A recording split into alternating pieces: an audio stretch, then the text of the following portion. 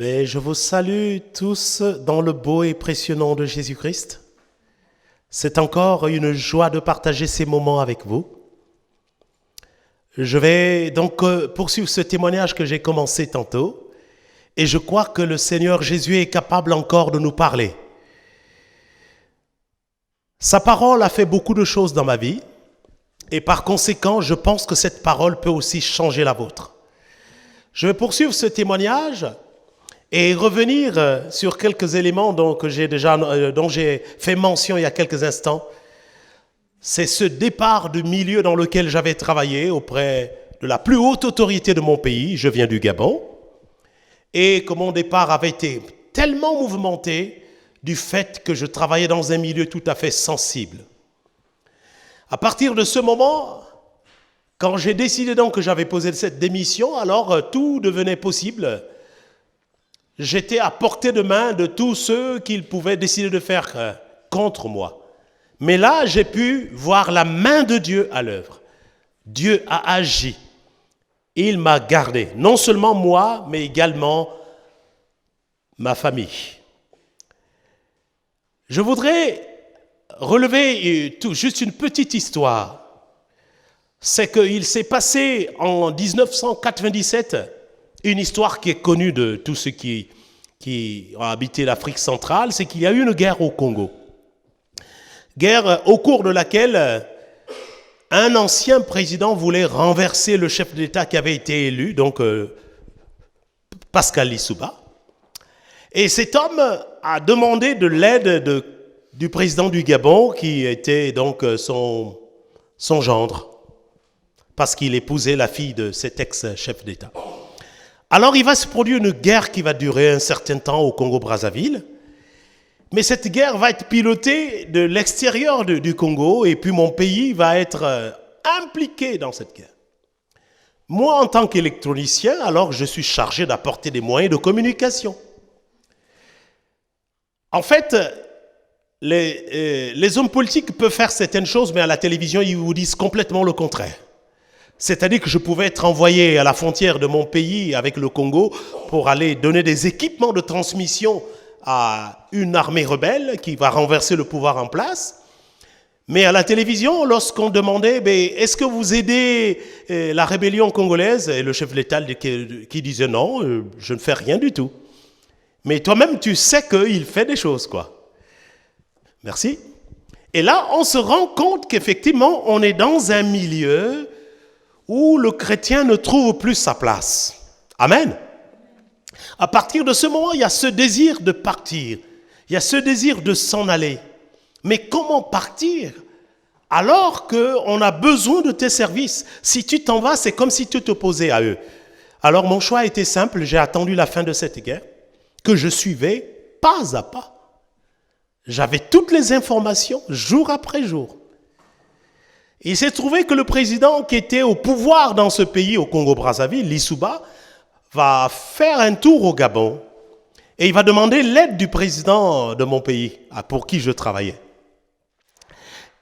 Alors, ce président va lui dire, oui, je suis là, je vais te soutenir, il n'y a pas de problème. En fait, c'est lui qui soutient les rebelles, mais il propose à celui qui est au pouvoir, en place, qui va le soutenir, ce qui était complètement faux. Et en partant donc du Gabon, il va se passer une chose. Le président en exercice du Congo-Brazzaville à cette époque, on est en 1997, va partir du Gabon pour venir en France. En partant du Gabon, il va demander le soutien du président gabonais en disant « Bon, je vais aller voir le président français, j'ai besoin que tu me soutiennes. » Il n'y a pas de problème, je suis avec toi, je te soutiens. Sauf que lorsque ce président arrive à Paris, pendant qu'il est en avion du Gabon, de la présidence gabonaise, on l'appelle la présidente d'ici pour dire « Vous ne le recevez pas ». Et il n'a pas été reçu. Pourquoi je parle de toutes ces choses? C'est parce qu'en fait, par le métier, je me suis retrouvé au milieu des grands, quoi. Mais ces grands, dans ce cas-là, ne glorifient pas le nom de Jésus, il fallait trouver le moyen de partir. Mais comment partir alors que tu es au milieu d'un système qui tourne grâce à ces systèmes d'électronique? L'électronique occupe une grande place dans notre société. Et alors, je vais attendre donc la fin de cette guerre. Je savais exactement quand est-ce que ce président devait être déchu. Ouais. Lors de mon dernier voyage à la frontière de mon pays, quand je suis avec le Congo, quand je suis revenu de ce voyage, j'ai dit à mon épouse, le président qui est là-bas, il va tomber là maintenant. Quelques jours plus tard, il n'était plus. Alors je me suis rendu compte que finalement, le monde ne connaît pas la vérité. Finalement, que les hommes du monde peuvent te dire oui en face, mais dès que tu tournes le dos, c'est autre chose. Et que je ne pouvais plus être mêlé à tout ça. Je l'avais déjà dit tantôt, c'est alors que j'ai fait ma démission, mais qui aurait pu me coûter la vie. J'en parle ce soir, c'est pour rendre gloire à Jésus-Christ. C'est parce que ce système se dit, Henri Koumba nous quitte de cette manière comme ça, alors on ne peut pas le laisser partir comme il le souhaite. On va faire quelque chose. Ils ont voulu mettre fin à mes jours. Alors, Dieu est tellement grand, chers amis. Alors, quand je fais cette démission, je me suis dit, là, je ne dors pas chez moi cette nuit. Je dis à mon épouse, écoute, je vais me rendre chez tel frère. C'était un couple qui habitait un peu plus loin. Alors, je décide d'aller chez ce frère qui m'accueille gentiment, mais il n'est au courant de rien. Et je dis au frère, voilà la situation qui m'amène chez toi. C'est que j'ai démissionné du milieu des grands de ce pays-là. J'ai envie de partir maintenant, mais je veux juste passer quelques nuits là et après je vais partir du pays. Et quand j'ai expliqué tous ces détails au frère, il s'est dit, waouh, donc on est tous en danger là. Il est parti rapidement au boulot, là, début d'après-midi, mais avant 17h, il est revenu à la maison. Il m'appelle, il me dit, frère, tu sais, depuis que tu m'as dit ton histoire, je ne suis plus en paix. Je dis, mais pourquoi tu n'es plus en paix? Ah, tu sais que ces gens, ils sont puissants, ils peuvent te retrouver même ici chez moi. Je lui dis, frère, tu sais, Dieu est grand. Si Dieu a permis que je vienne ici, il sait pourquoi. Ah non, frère, je pense que là, tu risques de nous mettre en danger. Il va me demander de partir de chez lui. Amen. Et là, il y a un verset de la Bible qui va me venir à cœur. C'est ce passage où on dit que les prostituées vont nous dévancer dans le royaume des cieux. C'est-à-dire que là, il y a un frère qui n'est plus capable de mettre un peu à l'abri son bien-aimé dans le Seigneur parce qu'il sait qu'à tout moment, il peut être récupéré par les gens du pouvoir. Donc, je vais reprendre ma petite valise, je reviens à la maison. Tout est déjà fait pour que je prenne un avion en direction du Cameroun. Des billets sont achetés, tout est réservé déjà. Je reviens chez moi, je passe une nuit ou deux et je pars pour le Cameroun. Et de là-bas, je prends toutes les informations pour savoir ce qui se passe. Je suis inquiet pour ma famille qui est restée au Gabon parce qu'ils ne peuvent pas partir, il y a beaucoup de formalités. Et chers amis, la main de Dieu était sur ma famille, il n'est rien arrivé de mal à mon épouse ni à mes enfants. Alléluia. Mais quand j'arrive au Cameroun, souvent quand je faisais des voyages, il y avait un service qui s'occupait de faire qui aidait à faire des visas, donc on ne savait pas tous les circuits. Je pensais qu'en arrivant au Cameroun, je pouvais continuer sur les États-Unis. J'avais tous les moyens nécessaires en termes de finances pour y aller. Mais je vais à l'ambassade des États-Unis au Cameroun et ils me disent non, vous n'êtes pas résident, vous ne pouvez pas avoir de visa. Alors ça m'oblige à revenir chez moi au Gabon. Et là, je reste quelque temps, je reprends un avion en direction du Togo. Tout ça parce que je sais qu'il ne faut pas rester là sur place. Vous comprendrez bien dans un petit moment pourquoi je parle de tout ça. Et quand j'arrive au Togo, je prends un hôtel, je réserve un hôtel, je reste là. Et puis, un jour, j'ai fait quelques courses. Quand je reviens dans cet hôtel, il y a la concierge qui me dit, mais écoutez, monsieur, il y a un Européen qui est venu ici vous demander. Ah bon? Tout de suite, je me suis dit, là, il y a quelque chose qui ne va pas bien. Qu'un Européen, ici au Togo, on ne me connaît pas, je ne vis pas ici, vienne me demander à l'hôtel, certainement, ça doit être les mercenaires de cet homme-là. Alors, je monte dans ma chambre d'hôtel. Je suis inquiet, je me suis dit, non, c'est pas possible. Ici, je suis à l'étranger, on ne me connaît pas. C'est un pays dans lequel je ne vis pas, quoi. Et là, je descends et la concierge plutôt m'appelle à partir de son téléphone, me dit, le monsieur qui est passé ici a laissé quelque chose pour vous. Vous pouvez venir voir cette chose. Je me suis dit, là, c'est encore plus grave. Et je descends à la conciergerie et elle me présente un carton. Ce que je vous dis est inédit, chers amis. Ça n'arrive pas tout le temps, ça. Un carton j'ouvre le carton, je dis, qu'est-ce qu'il y a dans ce carton? Je fouille ce carton, c'est rempli de prospectus qui parlent de Jésus, des trucs d'évangélisation, quoi. Je dis, mais comment quelqu'un peut savoir que moi, je suis dans cet hôtel? Je n'ai pas donné d'adresse, et c'est un inconnu. Et puis, elle ajoute, elle m'a dit, justement, cet homme a dit qu'il reviendra vous voir. Je dis, ah bon? Et quelque temps après, dans l'après-midi, cette personne arrive à l'hôtel, on l'annonce, et il vient me voir. C'est un Français, car. Je dis, comment? Je dis, mais comment vous avez fait pour savoir que je suis ici? Il me dit, non, le Seigneur m'a conduit, qu'il y a mon serviteur quelque part. Ah là, allez-y comprendre. Hein? Amen, amen. Chers amis, un chrétien, quand on est chrétien, on a un statut particulier. Il me raconte toute sa vie, il dit, il y a 30 ans qu'il est au Togo, il a conçu des écoles et tout. Prochainement, quand tu arrives au Togo, tu ne restes pas dans un hôtel, tu viens, je vais te loger. Je dis, oh. Ça, j'étais vraiment surpris. Et j'ai compris que le Seigneur était avec moi. Alléluia. J'ai compris que même en partant dans ces conditions, le Seigneur était là et qu'il veillait sur moi. Donc quand je suis reparti au Gabon, quelques semaines plus tard, j'ai amené ce carton avec lequel on pouvait faire de l'évangélisation. Il y avait des milliers de prospectus à l'intérieur. C'était plusieurs kilos, quoi. Et je me suis rendu compte que Dieu est avec nous partout où nous sommes et qu'il n'oublie jamais ses enfants. Même lorsque notre vie est menacée, Dieu est toujours à nos côtés. Alléluia. Et alors, je m'obstinais à rester tout de même au Gabon. Je savais qu'il y avait le danger, mais je veux rester dans mon pays. J'exerce le ministère là. Je fais des campagnes d'évangélisation. Quand on fait un concert avec ma famille, on prend un gymnase, c'est 10 000 personnes, chers amis. Et comment tu peux partir d'un tel pays comme ça facilement?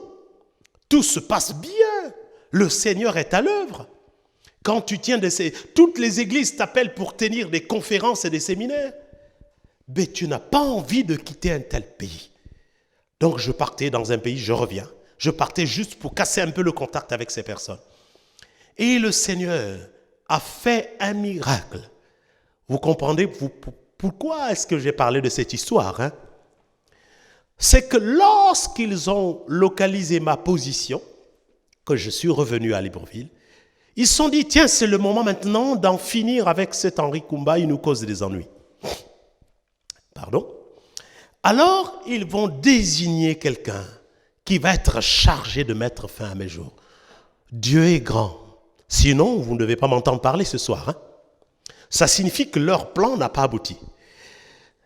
La personne qui va être désignée pour porter atteinte à ma vie, c'est un colonel.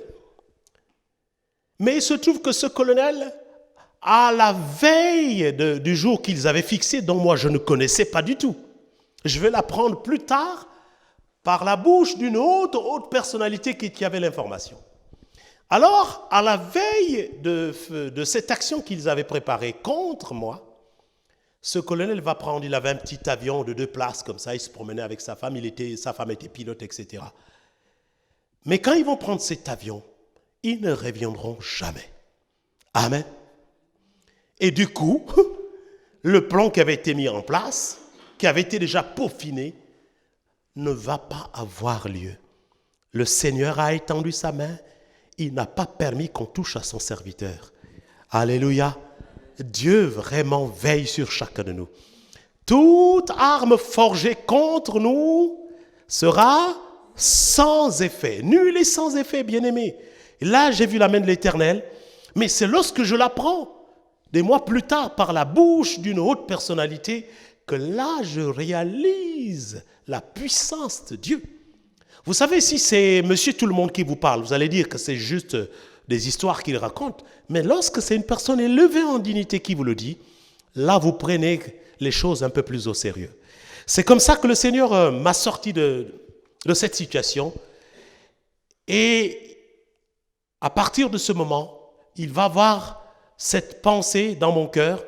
Le Seigneur nous proposait, il y avait des prophéties qui vont nous envoyer loin. On va aller annoncer son évangile. Il nous donnera une autre nationalité. Tout ça, on se disait, mon Dieu, c'est des blagues tout ça. Nous, on tient à rester au pays. On tient à rester chez nous.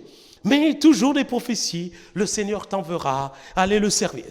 Mais Dieu, tu vas m'envoyer ailleurs. Je sers déjà Dieu ici. Je suis bien là chez moi. Même s'il y a toutes ces menaces, je préfère être chez moi. Et c'est comme ça que le Seigneur a permis qu'on se rende dans ce pays de France.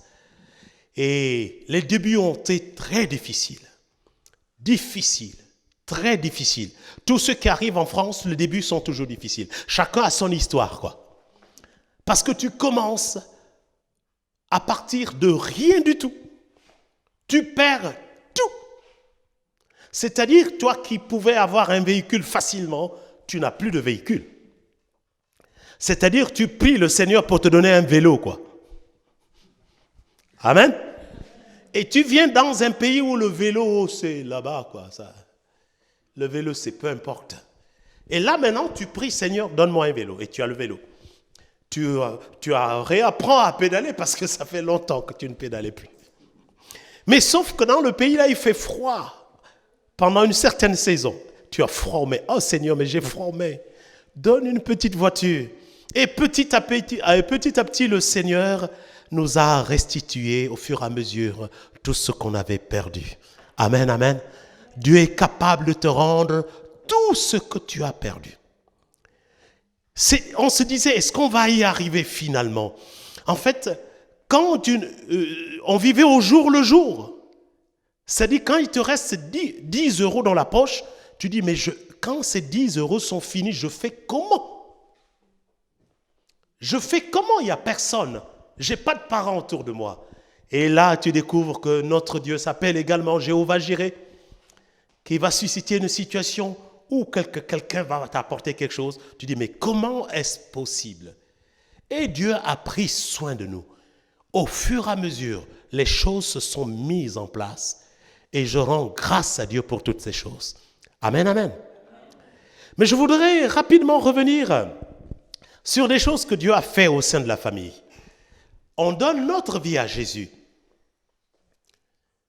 Mais il y a une situation au sein de mon couple. On a fait un premier enfant, un petit garçon qu'on avait perdu, il avait 6 mois. Et mon épouse va souffrir donc de stérilité secondaire. Donc on ne peut plus faire d'enfant. On vient de donner notre vie à Jésus. On a ce dossier-là à lui présenter. Amen.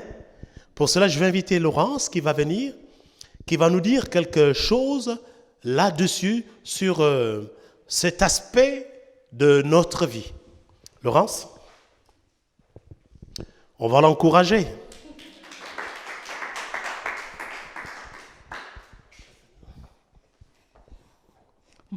Bonsoir. C'est vrai, comme Henri venait de le dire, notre premier garçon, en fait, c'était pas 6 mois, c'était 4 mois qu'on a perdu. Et j'ai eu des problèmes, donc je ne pouvais plus enfanter. Et avant de cela, il fallait consulter, comme on le fait chez nous, aller voir des voyants et tout, par-ci, par-là, qui m'ont dit je ne pouvais plus enfanter. Mais j'ai dit pourquoi? Ils m'ont dit non, parce que ton papa est fâché. En fait, mon papa est décédé, qui ne voulait pas que moi je me marie, étant la première fille aînée de la maison, je ne devais pas aller en mariage. Alors je me suis dit, bon, qu'est-ce que je dois faire si mon papa est fâché parce que je me suis mariée, qu'il a pris l'enfant? Alors, la dame en question m'a dit, bon voilà, il faut acheter ci, il faut acheter ça, il faut acheter ça. Bon, je l'ai fait, j'ai acheté. Et le moment où je devais normalement aller, c'est là où Henri va me parler de Dieu, qu'il y a son collègue qui lui a parlé de Dieu, qu'on doit aller à l'église. Moi, je lui ai dit, non, moi, je suis catholique. Les nouveaux dieux dans des églises, là, les gens crient comme des fous, des folles et tout. Moi, je suis catholique, moi, je ne vais pas là-bas. Il me dit, non, il faut qu'on aille voir un peu et tout. Je dis non, il a insisté. Et effectivement, on est parti. On a vu vraiment la gloire de Dieu. Le message qui a été donné m'a vraiment touché. Et on a donné notre vie au Seigneur ensemble. Et on a continué à servir Dieu. Et arrivé d'abord, dès qu'on nous a appelés, puisqu'il y avait d'un côté, il y avait des hommes, et de l'autre côté, les femmes. Donc, la femme du serviteur, la femme de ce pasteur m'a appelée. Je n'étais pas la seule. Donc, il devait comprendre, chaque personne, quel était le problème qui t'amenait à l'église. Et mon problème avec la femme, je lui ai expliqué, j'ai dit non, je venais de perdre un enfant, et je ne sais pas si je pourrais encore faire un autre enfant. Voilà ce que la voyante m'a expliqué, que je ne pourrais plus faire d'enfant. Elle m'a dit, ma fille, la Bible dit, si tu crois, tu verras la gloire de Dieu. C'est Dieu qui donne les enfants. Ce n'est pas les hommes. Si tu as perdu un enfant, tu auras encore un autre. Alors j'ai pris cette parole, j'ai dit, ok, j'accepte. Alors on est venu, lui aussi il a eu un entretien avec le pasteur. On est venu chez nous et j'ai mis cette parole-là en pratique. Et j'ai commencé à prier. On était vraiment assidus au temple. Toutes les réunions, on partait. Même si lui, il était de service, étant militaire, tout seul, je partais aux enseignements. Je rentrais avec des sœurs, des frères qui m'accompagnaient, ainsi de suite. Et j'étais là tous les matins. Je me réveillais, je priais, je disais, Seigneur, je ne savais pas encore prier, étant nouvelle à l'église. Je disais seulement, Seigneur, donne-moi l'enfant. On m'a dit, c'est toi qui donnes les enfants. Seigneur, donne-moi l'enfant. C'était ma prière tous les jours. Je priais vraiment. Je disais, Seigneur, donne-moi l'enfant. Seigneur, j'ai besoin d'enfant. Et je vous dis, à un moment, ça faisait en sorte que je n'arrivais pas. C'est vrai qu'on est là en tant que femme, on n'a pas beaucoup d'hommes. Je ne voyais plus mes règles. Et j'étais là, je disais, mais Seigneur, qu'est-ce qui ne va pas? Alors je me suis confiée à une copine du quartier. Elle m'a dit, il faut aller voir un gynécologue. Je ne sais pas pourquoi ça t'arrive et tout. Alors je suis partie voir un gynécologue. Et je n'oublierai pas le nom de ce gynécologue, c'était un Européen, Alain Beau. J'ai pris rendez-vous à la clinique, je suis partie, j'ai payé ma consultation, il m'a consulté. Et après, je suis descendue. Il m'a regardé, au moins pendant 5 à 10 minutes, il me regardait. Je dis, mais qu'est-ce qu'il y a? Il me demande, Madame Koumba, je dis oui. Il dit, c'est vrai que vous avez besoin d'un enfant? Je dis, oui, docteur, j'en ai besoin. Mais je ne sais pas, parce qu'à chaque fois, on avait même d'abord fait un jet-test à la maison 2 fois. Le jet-test tombait positif, mais quand le mois venait, je voyais mes règles, je ne comprenais rien. C'est là où je me suis confiée à une copine qui m'avait envoyé voir ce médecin. Alors j'arrive là-bas et quand il m'explique ça, donc il me dit non, vous avez un fœtus de 3 mois. Je dis, comment ça, docteur? Il me dit si. Je dis, mais docteur, je sais, pourtant j'ai fait le jet. Il me dit oui. Mais là, je vais vous faire l'ordonnance. Le fœtus est bien, vraiment, il n'y a pas de problème. Vous ne pouvez pas imaginer ce qui s'était passé dans mon cœur quand je suis sortie. J'ai claqué la porte de ce gynécologue. Et entre-temps, ma mère, tout le monde se moquait de moi que j'étais une femme stérile, je ne ferais plus d'enfants. Même la voyante, elle était voisine, disons, c'était une parente à une amie, à une grande mère un peu éloignée. Elle venait à la maison à côté. Elle disait, oh, tu ne feras plus d'enfants, c'est fini. Jusqu'à quand tu es parti dans vos églises, là où vous criez comme des fous, mais tu ne feras plus d'enfants, tu ne feras plus d'enfants, c'est fini pour toi. Je lui ai dit non. J'étais là. Mais quand je suis venue, je dis, je ne dis rien à personne. J'avais vraiment la joie dans mon cœur. Je dis, je ne dis à personne cette nouvelle-là. Je suis restée comme ça. Et deux fois, quand mon mari était de service, comme on avait des maisons, il y avait des locataires qui me regardaient, me disaient, mais Laurence, tu as changé, pourtant ton mari n'est pas là, tu brunis comme ça. Je dis, non, il n'y a rien. Il me dit, mais si, il y a quelque chose. Je dis, non, il n'y a rien. Et un jour, ça me vient à la tête. Un jour, j'étais à côté avec une femme d'un certain âge. Je me suis mis à côté d'elle et je parlais, je dis, je ne sais pas si vraiment Dieu me fera encore la grâce d'avoir un enfant encore un jour. Elle me dit, mais pourquoi tu parles comme ça, Laurent? Je dis, mais oui. Il me dit, mais il y a quelque chose en toi, l'enfant est en toi. Je dis, ah bon? Il me dit, si, l'enfant est en toi. Je dis, mais comment tu vois ça? Il me dit, si, je sais que l'enfant est à toi. Alors, je me suis levée, j'ai dit, waouh, Seigneur, tu fais quelque chose.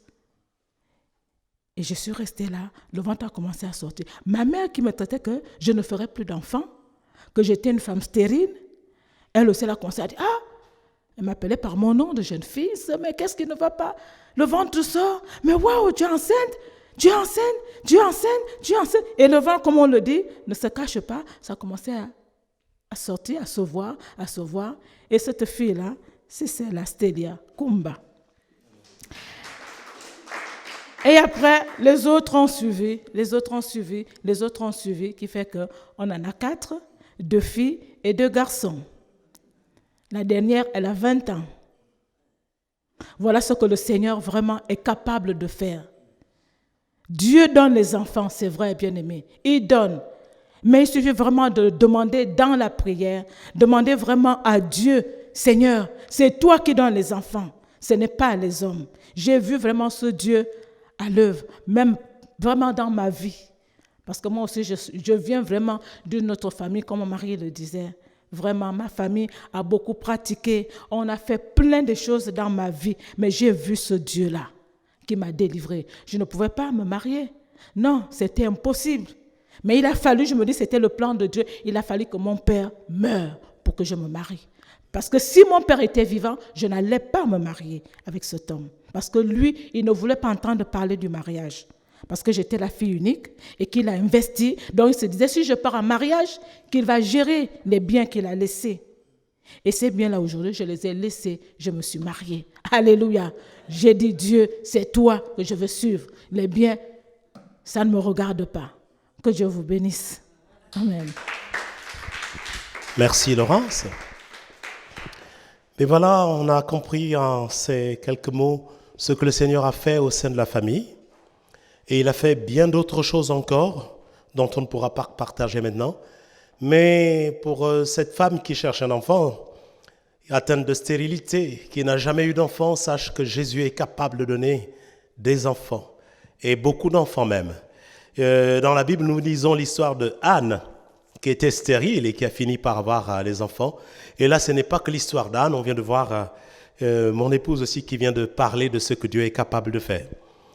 Et je vais continuer une petite partie de mon témoignage encore. C'est que le Seigneur a étendu sa main quand on est arrivé dans ce pays. Quand tu arrives de loin, tout le monde ne te connaît pas. En fait, il y a la solitude qui est un peu là. Mais il a permis qu'on soit tous là ensemble quand je sais que beaucoup de personnes se déplacent et des fois toute la famille ne peut pas se retrouver ensemble. Hein. Il a permis que toute la famille soit là ensemble. Il a permis qu'ensemble on puisse servir le Seigneur, chacun pour sa part et d'autres qui se cherchent encore. Mais on a vu la main de Dieu à l'œuvre au point où nous qui avons été seuls au départ, le Seigneur a mis autour de nous des frères et des sœurs avec qui on peut louer le Seigneur, avec qui on peut marcher ensemble. En fait, Dieu peut nous sortir de la solitude et nous entourer des hommes et des femmes qui ont vraiment de bonnes intentions par rapport à notre vie. Pour avancer encore dans ce témoignage, je voudrais simplement dire que j'ai vu Dieu agir de plusieurs manières possibles, par des guérisons, par des miracles, par des vies complètement changées, par des personnes j'ai vu des fous complètement être guéris, c'est-à-dire une personne atteinte de folie, mais être guérie, seul Dieu est capable de le faire. Parce qu'en fait, dans des asiles psychiatriques, on met juste des traitements pour les calmer. Mais Dieu est capable de guérir même des fous. J'ai vu Dieu relever des situations complètement désespérées. Tu te dis là, comment je fais? Et à ce titre, je reviens à ce que je disais tantôt, c'est qu'on se retrouvait deux fois, tu n'as plus rien. Tu dis là, c'est grave. Et je ne suis pas seul. Quand on est seul et qu'on manque de quelque chose, on peut toujours se débrouiller. Mais quand il y a des enfants autour de toi, tu te dis là, ça peut être un peu plus compliqué. Et à chaque fois, Dieu a pourvu. À chaque fois, il a pourvu. C'est-à-dire, je parlais là tout à l'heure du vélo. Quand le vélo n'était plus bien, il a pourvu. Il a donné une petite voiture 205. Et on rentrait nous tous dans cette petite voiture. Et les enfants ont grandi. Je dis, mais Seigneur, il ne peut plus rentrer dans la petite voiture. Et ainsi de suite, il a donné toutes les possibilités nécessaires jusqu'au point où on a pu s'installer et pouvoir servir le Seigneur. Et il y a une chose qui m'a marqué, c'est que même dans la difficulté, en fait, Dieu est là. Même dans l'épreuve, Dieu est toujours à côté de nous. Même quand tout va mal, ne pensons pas que Dieu s'est éloigné. Dieu n'était pas resté dans notre pays, il était là aussi avec nous ici. Il est là ce soir et il est capable de faire la même chose également avec chacun de nous. Alléluia. La vie avec le Seigneur est intéressante quand elle est marquée par de témoignages. On voit la main de Dieu à l'œuvre. Permet à Dieu d'agir dans ta vie. C'est alors que ce témoignage-là va être le fondement sur lequel tu peux mener ta vie chrétienne. Il y a le témoignage des autres, mais Dieu aimerait aussi te donner un témoignage à toi-même. Alors, mais permettons au Seigneur d'agir. Il n'est pas que le Dieu des autres, il est aussi ton Dieu. Il y a une situation dans laquelle tu vis là présentement. Permets à Dieu d'intervenir là, dans cette situation. Permets à Dieu de faire quelque chose dans ce cas particulier que tu es en train de traverser. En fait, nos efforts ne peuvent pas régler tous les problèmes. Amen, amen. Et tous nos efforts humains ont des limites. Mais si seulement tu ouvres un pan de ta vie à Dieu, il interviendra de façon conséquente, de façon vraiment positive dans ce pan de ta vie que tu lui permettras d'atteindre. En fait, nous sommes dans une période où beaucoup de témoignages, quand on écoute un témoignage, on se dit « Ah, ce n'est que pour les autres ». Non, Dieu aussi aimerait faire la même chose avec toi. Dieu aimerait aussi que tu aies un témoignage qui va être un fondement pour ta marche avec le Seigneur.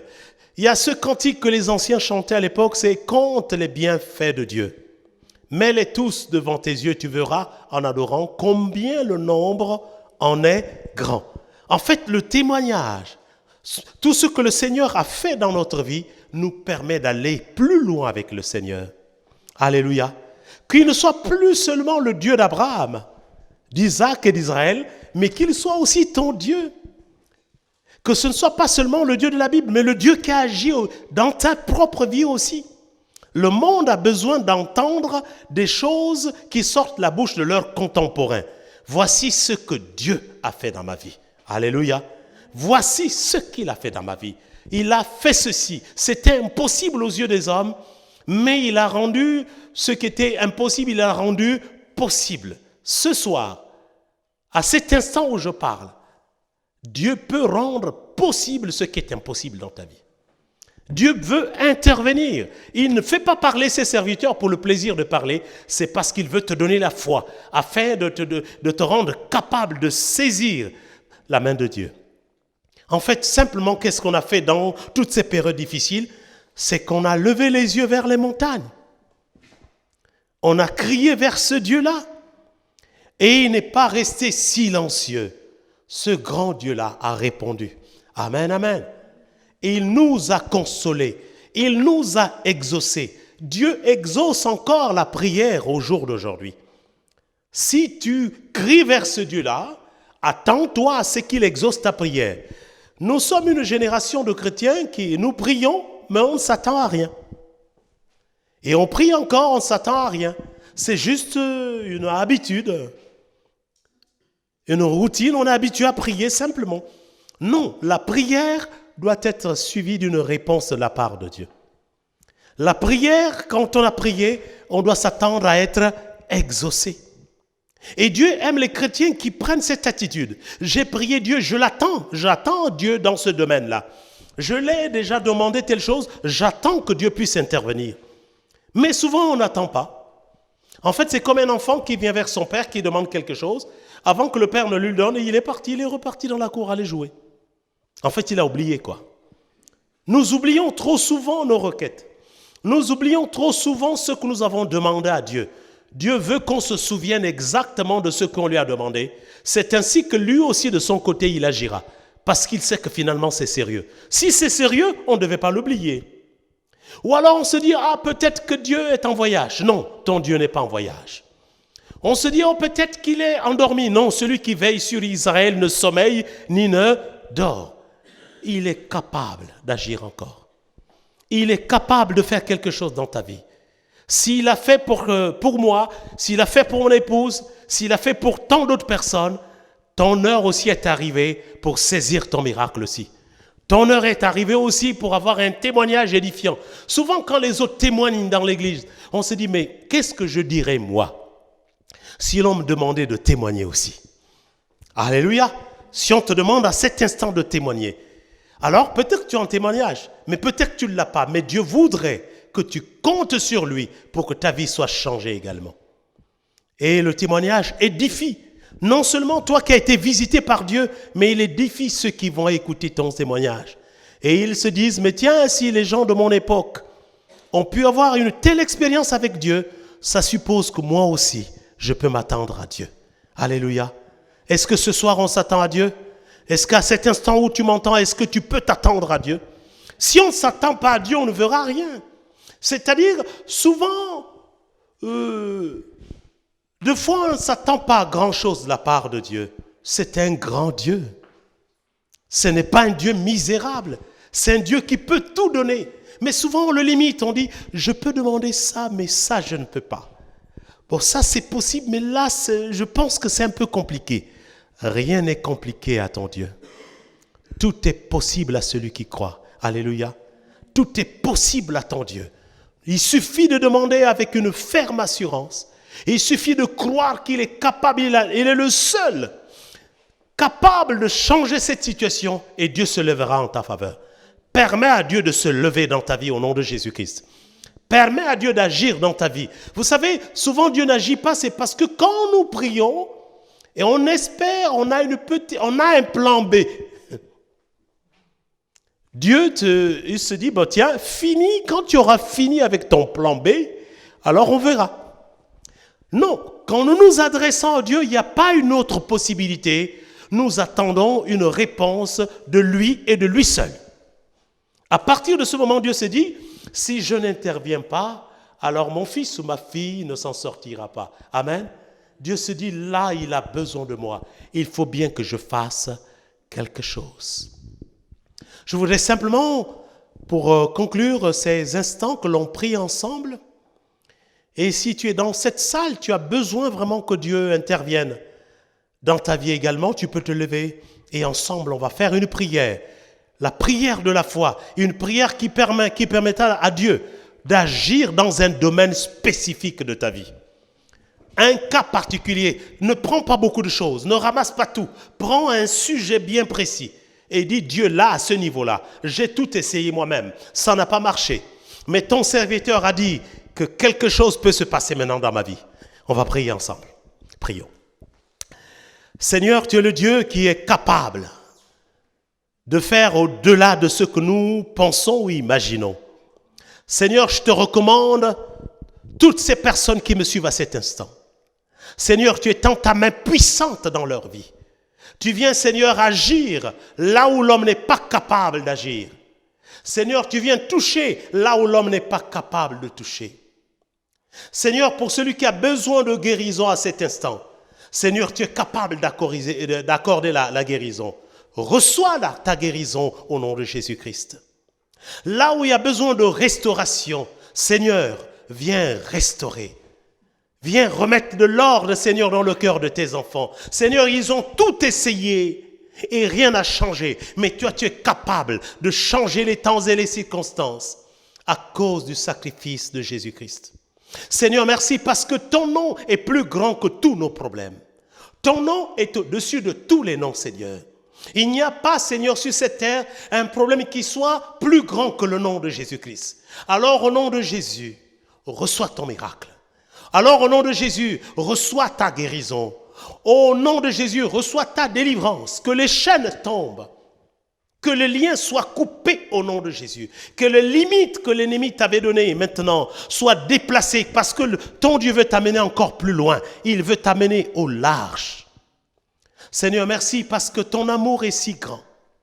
Et ta puissance n'est pas limitée. Alors, Seigneur, là où ces personnes se trouvent, toi qui me suis à cet instant, Dieu est là avec toi. Il n'est pas à l'autre bout du monde. Il est là à tes côtés.